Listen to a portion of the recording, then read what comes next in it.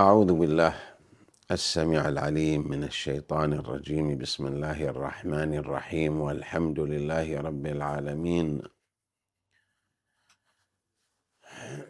وبه نستعين، وخير الصلاة وأتم التسليم على نبيه الكريم وعلى آله ولاة الأمر العظيم. السلام عليكم ورحمة الله وبركاته. بالأمس وانطلاقا من الآية العزيزة جعل الله الكعبة البيت الحرام قياما للناس، تحدثنا عن مكون السعادة في الحج، وقلنا بأن الحج جعله الله عز وجل مكانا ومقاما للسعادة، سعادة الأمن وسعادة الرفاه وسعادة الدين أيضا، وذلك من خلال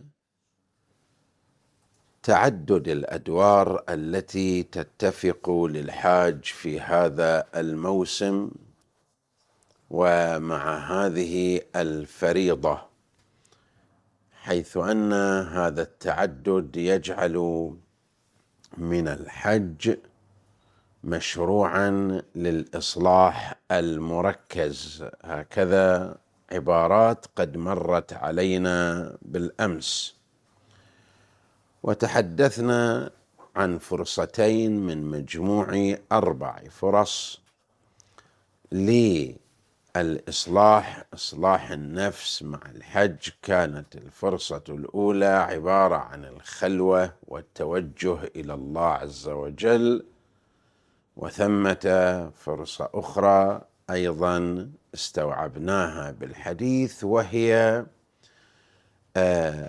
فرصة الاستفادة من هذه الجموع وهذه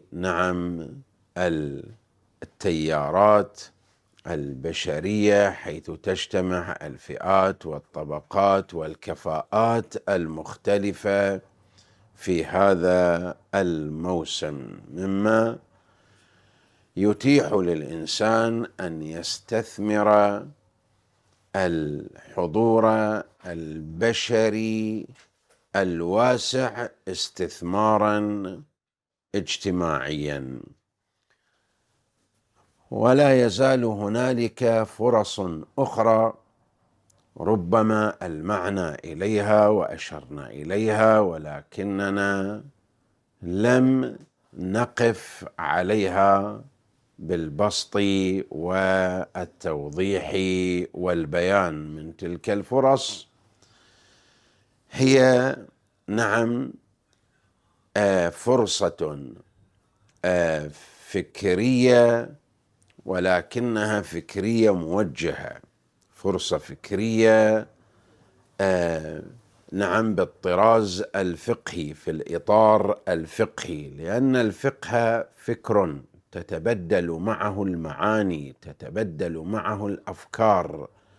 هكذا أريد أن نستوعب وأن نخرج بمعلومة مفيدة، وهي أن الفكرة أيها الإخوة ليس عبارة عن نسك، الفقه ليس عبارة عن نسك، الفقه ليس عبارة عن مسائل حلال وحرام فقط، بل إن الفقه يجمع الفكر ويشمل الفكر، وذلك أنه باختصار الفقه هو تعاطي فكري.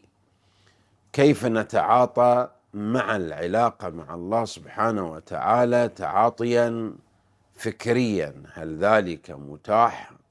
وهل ذلك أمر واضح على الصعيد الفقهي أم ليس كذلك؟ نعم، وسأضرب مثالا، سآتي بمثال وقضية لا تبدو فقهية في أول الأمر، ولكنها فقهية بامتياز وفقهية بالمعنى العميق للفقه. ما هو المثال أو ما هي القضية؟ القضية تقول أن الله عز وجل وفي الصدر الأول من الإسلام، أي ما قبل 1400 عام، قد شرع أمورا. هذه الأمور تكميلية، شرعها الله عز وجل تكميلية حتى يتكامل معها الإنسان ويتكامل بممارستها الفرد المؤمن. طيب، ما رأيك لو أن بعض الأمور التي أمر بها الإسلام أمرا مشددا لم يبق لها موضوع هذا اليوم؟ مثلا من الأمور التي شدد عليها الإسلام والتعاليم الإسلامية العتق، أن يعتق الإنسان إنسانا، وأن يمنح الحرية لإنسان ما واقع في أسر العبد، العبودية، أو واقع في أسر مثلا أن تكون أمة أو يكون عبدا. اليوم لا موضوع للعتق، اليوم لا موضوع للعتق. فهل يعني أنني حرمت من ذلك التكامل ونعم ذلك الحظ الذي ناله الإنسان السابق؟ وكذلك إذا قلنا أن الإسلام أمر بالجهاد وشدد على الجهاد وأعطى تركيزا خاصا لموضوعة الجهاد، اليوم لا يوجد ساحة للجهاد مثلا، فهل يعني ذلك أن الأوائل فازوا بها فيما حرمنا نحن من هذه الحظوة؟ ليس الأمر كذلك. دعني أعطيك إياها قاعدة واضحة ناصعة تقول بأن الله عز وجل وأن الجليل سبحانه إذا شرع أمرا للتكميل ونعم للرقي فلا يقسمه لقوم دون قوم. الله عز وجل لا يقسمه لقوم دون قوم، ونحن لا نريد أن نتعلم هذه الفكرة كواحدة من أفكار الفقه فقط، ولكننا نريد أن نتعلمها كفرصة من فرص الحج. هي فرصة من فرص الحج. ما دمت تريد أن تكمل نفسك، ما دمت تتوق لإصلاح ذاتك، فإن الحج يعطيك هكذا فرص، وهكذا فرص تأتي جاهزة في الحج. ولذلك يقول لك حيث لا ساحة للجهاد عليك أن تحج. يقول لك حيث لا مادة للعتق، حيث لا يوجد المادة أو لا موضوع للعتق، عليك أن ماذا؟ أن تحج أو تحجج. هكذا سنستمع لنص الحديث، لأنه بالنتيجة لا الجهاد مقصور على الضرب بالسيف والرمح، ولا العتق مقصور على فك الرقاب وتحرير الرقاب. ولذا نأتي للحديث مع الإمام زين العابدين صلوات الله وسلامه عليه، ويسأل: إنك تدمن الحج.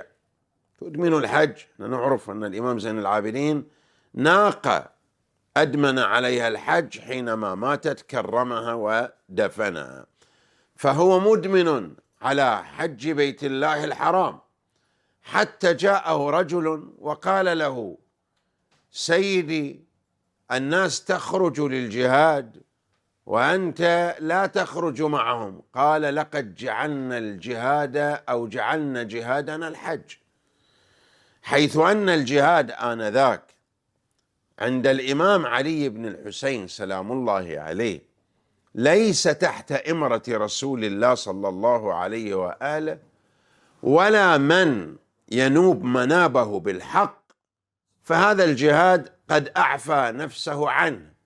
لا أريد أن أقول ولا أدعي أن أقول أنه باطل، لأن هنالك أيضا من جاهد ومن أتباع أهل البيت، ولكنني أريد أن أقول أن علي بن الحسين أعفى نفسه وجعل هذا الإعفاء مستحبا أو واجبا.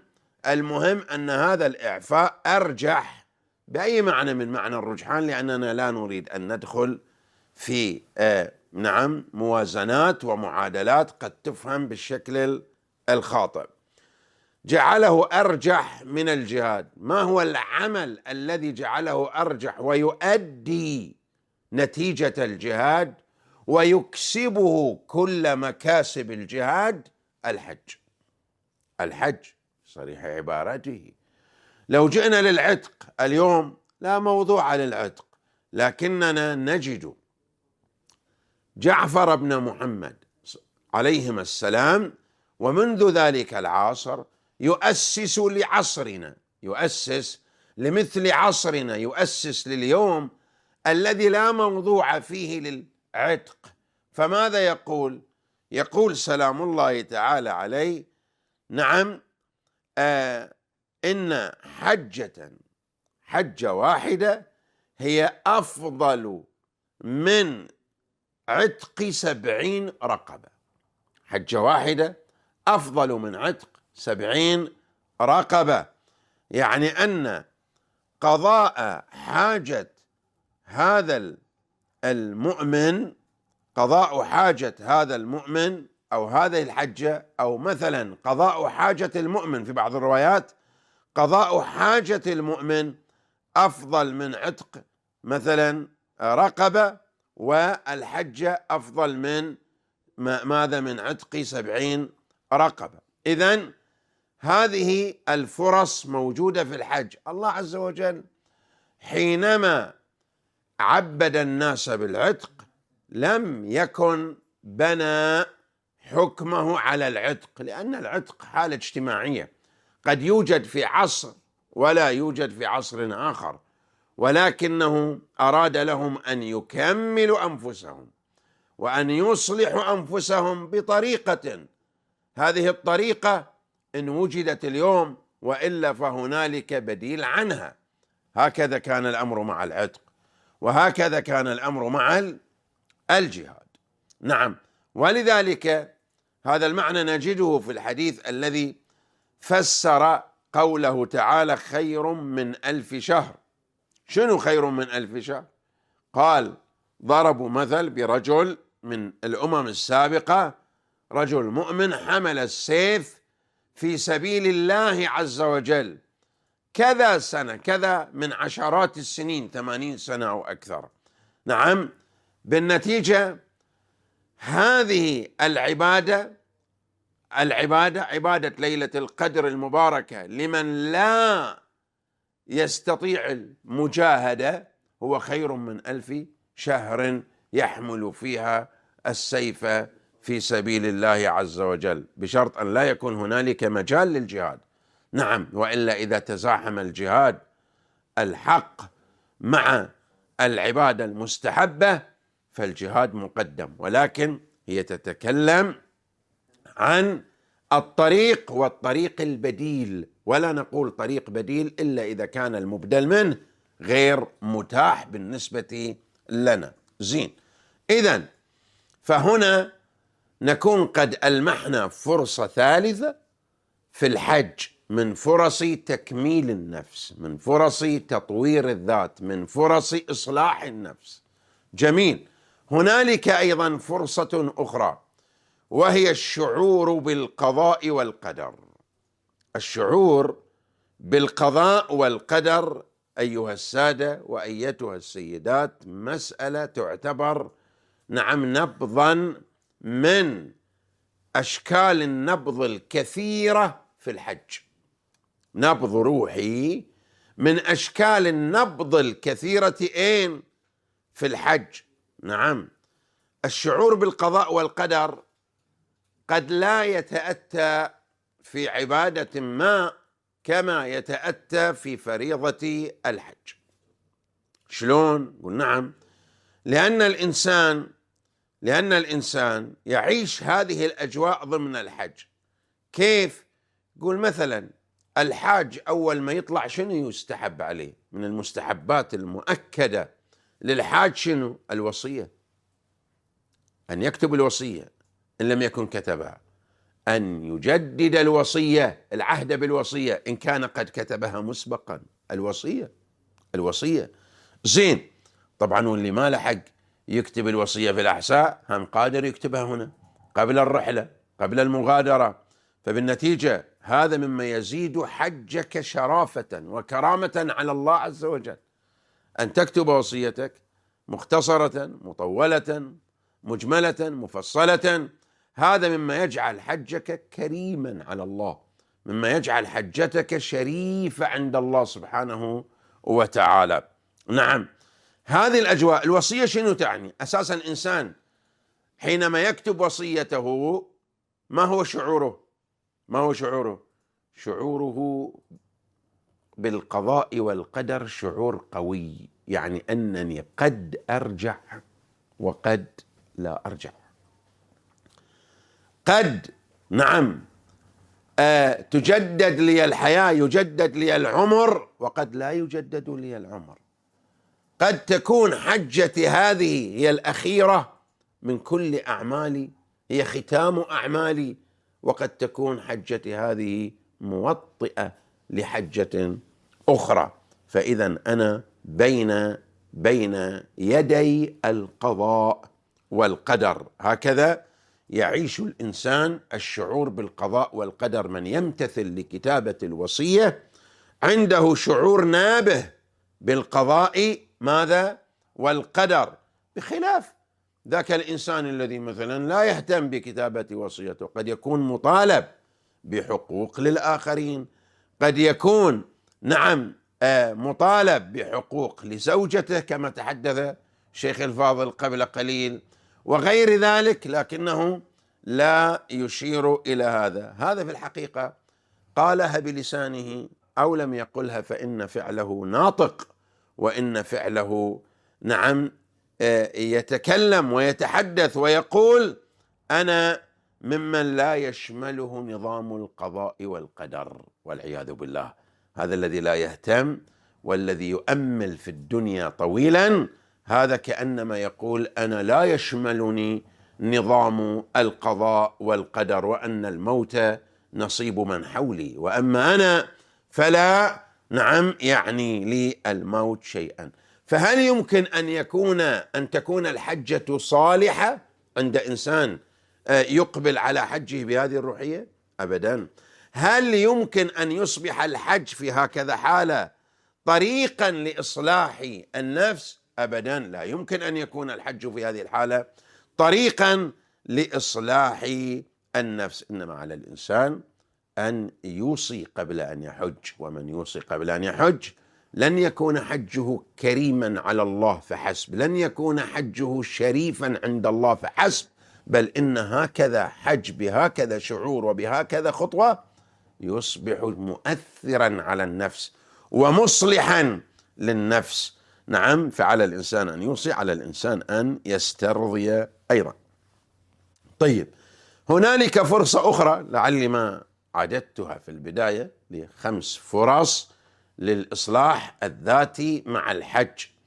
الفرصة الأخيرة اللي هي معالجة النفس، لكن بطريق مختلف، زين، بطريق مسرحي. شلون أصلح نفسي لكن بالطريق الدراماتيكي مثلا، أو بالطريقة المسرحية؟ قول نعم، هذا ممكن. كيف يكون حينما تحفز الخيال، نعم، وتعيش عالما موازيا لعالمك الخارجي، أن تفتح بموازاة عالمك الخارجي عالما آخر، وهو عالم الخيال. حتى يتزاوجان يتطابقان ويحدث التأثير بينهما. العالم الخيالي مهم هنا، أن تحفز خيالك، هذا أمر مهم هنا. هذا وين؟ لأنه في الحقيقة الحج، أعمال الحج، واللي إن شاء الله توفقون هذه الليلة لأداء قسم منها، هذه في الحقيقة كلها خيال، يعني محفزة للخيال، ليست كلها خيال، هي واقع لكنها محفزة للخيال. كيف تحفز الخيال؟ مثلا نأخذ أمثلة عشوائية أو غير عشوائية. لو جئنا نتحدث عن السعي شنو يعني؟ في الخيال شنو يعني؟ صورته في الخيال كيف ستبدو أيها الإخوة وأيتها الأخوات؟ السعي في الخيال ليس كالسعي بين الصفا والمروة من الحجارة في أرض الواقع. السعي في الخيال يعطيك نتائج، يعطيك فكرة أن العودة من كل طريق تسلكه ليس كالذهاب إليه. أنت في كثير من الحالات لا تعاني ولا تحتاج أن تتكلف حينما تندفع وتنطلق في اتجاه معين، ولكنك إذا أردت أن تعود ماذا؟ تشعر بالكلفة. وكما نقول في كثير من مقاصد حياتنا باختيارنا أن نذهب، ولكن ليس باختيارنا ماذا؟ أن نعود. هكذا هناك أشياء كثيرة تتحكم في عودتنا. ولذا في السعي لماذا نسعى؟ أنت الآن تسعى، لو سألت نفسك حسب ما تعلمته من الأحكام، أنت راح تقصر وين؟ قصر عند المروة. طيب ليش مو من أول شوط أطلع أوصل للمروة وأقصر؟ أنا أوصل للمروة ثم أرجع للصفا، ثم مرة أخرى عند المروة، ثم الصفا. ما الموضوع؟ الموضوع هو أن تتمثل، شوف التمثيل المسرحي المؤثر، أن تتمثل الحيرة، أنت تبحث عن هذه النقطة من البداية، ولكنك تذهب فيكون ترددك في الخطوات يمثل ترددك وحيرتك الداخلية. تعيش هذه الحالة من التردد، بحيث بعد 7 أشواط إذا وصلت إلى هذه النقطة تكون كأنما اكتشفتها بعد جهد. اكتشفتها ماذا؟ بعد جهد. هذا ما يريد أن يمثله السعي بالنسبة لنا. قل ارتباطنا المادي يجعلنا نمارس كثيرا من الأشياء بحيرة، هي بسيطة، هي مختصرة، ولكنها طالت علينا. أيضا من القواعد التي تخرج بها هو أن إصلاح النفس ماذا يحتاج؟ التفتوا لي جيدا أيها السادة، أيتها السيدات. كثير من المؤمنين يريد يصلح نفسه ويستمع للنصيحة، ربما يتلقى نصيحة، يتلقى مشورة، فكرة، فيحاول أن يطبقها، ولكنه في يوم أو يومين وينقطع. لماذا؟ وين المشكلة؟ المشكلة هو أنه لم يجد نتيجة في هذا الظرف الزمني البسيط القصير، يوم ويومين و3 و4 وأسبوع. بينما إصلاح النفس قائم على ركيزة مهمة، وهي ماذا؟ العزيمة أولا والنفس الطويل. إصلاح نفسك يستدعيك نفسا طويلا، لن يصلح نفسه إلا من متعه الله عز وجل بالنفس الطويل. أنت تحتاج للنفس الطويل. أيضا في الحج نطلع من السعي نجي للطواف. الطواف يحل مشكلة عند الإنسان، الطواف يمزق وهم عند الإنسان. بعض الناس إذا تحدثه وتقول له هذا منكر، أنت ليش تفعله؟ أو هذا أمر لاغي، ليش تفعله؟ هذا شيء مكلف، تبذير، لماذا أنت مثلا تلتزم به؟ يعطيك العبارة المعروفة، يعطيك التعليل الجاهز، وهو أنني لا أعيش على الأرض لوحدي، أنا أعيش حياة ارتباطية، مرتبط بمجتمعي، ببيئتي الصغيرة والكبيرة، البيئة الأسرية والبيئة الاجتماعية المحلية وغيرها والإقليمية. فأنا مرتبط. فكيف أستطيع أن أحقق أن أخرج من هذه الخزعبلات في ظل هذا الارتباط؟ هذا الارتباط هو حبس، هو حكم علي. هذا جانب. البعض شو تقول له؟ البعض ماذا تقول له؟ البعض أيضا حينما تقول له لماذا أنت في شغل عن الله عز وجل، وليش ما ترتبط بالله؟ أيضا يعطيك تعليل جاهز. شو يقول حينما ينطق الشيطان على لسانه؟ ماذا يقول؟ يقول أنا لا أستطيع أن أحقق الأنس بالله. نعم، واللي حقق الأنس بالله مو أفضل مني، هذاك راح انقطع. أنا مشغول بالناس، وإذا كنت مشغول بالكثرة لا أستطيع أن أأنس بالناس وأأنس بالله بالدرجة التي أنتم تريدونها أو تحبذونها لي. بينما الطواف أيها الإخوة يجعلك أنت تكذب نفسك بنفسك، وأن الكثرة لا يمكن أن تشغل القلب الذي يتوجه إلى الله. ليش؟ تدخل في الطواف في زحام شديد جدا، ومع جماعات كبيرة تتحرك معك في فلك واحد وبحركة واحدة، تسمع أصوات كثيرة حتى أنك لا تميز بينها إلا بعناية، ترى أشكال كثيرة، ماذا لا تدرك حجم التفاوت بينها إلا إذا ركزت، أيضا أعداد هائلة جدا. ومع ذلك خلي يسأل كل إنسان نفسه، بعد ما نروح نأدي الطواف نسأل أنفسنا، وأنت تطوف ترى الكثرة، ترى الأعداد، ترى الألوان المختلفة، ترى اللغات المتباينة، كل هذا حاضر بالنسبة لك، ولكن مجرد أن تخرج من المطاف وتؤدي الركعتين أو تنهي الأعمال أعمال البيت وتطلع، لا تكاد تتذكر الوجوه التي رأيتها، لا تكاد تتذكر تلك الأشكال المختلفة التي طافت معك. لماذا؟ لأن تركيزك كان على الله مع الكثرة، وأنسك كان مع الله رغم الكثرة. فإذا الكثرة ليست بحاجب،